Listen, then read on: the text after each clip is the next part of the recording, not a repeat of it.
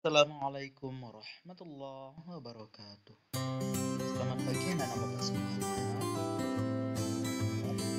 Semoga anak bapak semuanya dalam lindungan Allah Subhanahu wa Ta'ala.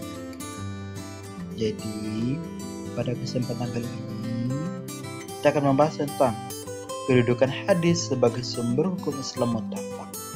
Nah, jadi pada pertemuan sebelumnya atau minggu lalu kita telah membahas tentang kedudukan Al-Quran sebagai sumber hukum Islam mutlak. Nah, sekarang kita membahas hadis lagi. Selanjutnya kita masuk kepada isi atau materinya. Nah, kita akan membahas kedudukan hadis sebagai sumber hukum Islam mutlak. Seluruh umat Islam telah sepakat berpendapat serta mengakui bahwasanya sabda, perbuatan, dan persetujuan Rasulullah Muhammad SAW adalah sumber hukum Islam yang kedua sesudah Al-Quran. Hadis sebagai sumber hukum yang kedua berfungsi sebagai penguat, sebagai pemberi keterangan, sebagai pentaksis keumuman, dan membuat hukum baru yang ketentuannya tidak ada di dalam Al-Quran. Hukum-hukum yang ditetapkan oleh Rasulullah Muhammad SAW ada kalanya atas petunjuk dari Allah Subhanahu wa Ta'ala dan ada kalanya berasal dari ijtihad.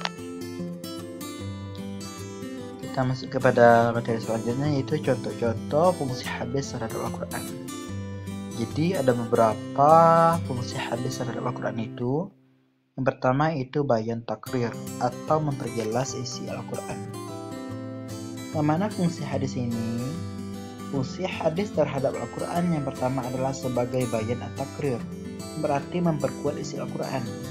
Sebagai contoh, hadis yang diriwayatkan oleh Bukhari dan Muslim terkait perintah berwudu.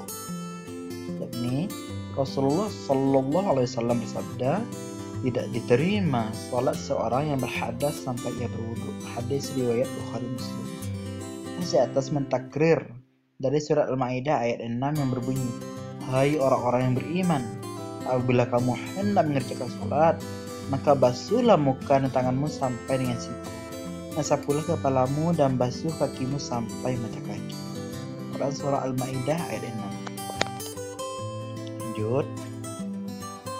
Adapun yang kedua yaitu bayan tafsir atau menafsirkan Al-Quran.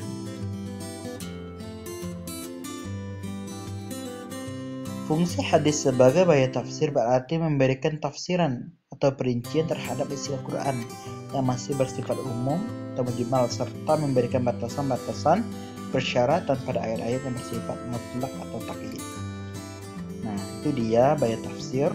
Yang ketiga yaitu bayan tasyri', yang mana memberi kepastian hukum yang tidak ada dalam Al-Quran.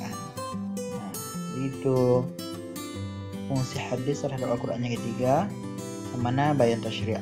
Yang mana hadis sebagai bayan tasyri' ialah sebagai pemberi kepastian hukum atau ajaran-ajaran Islam yang tidak dijelaskan dalam Al-Quran.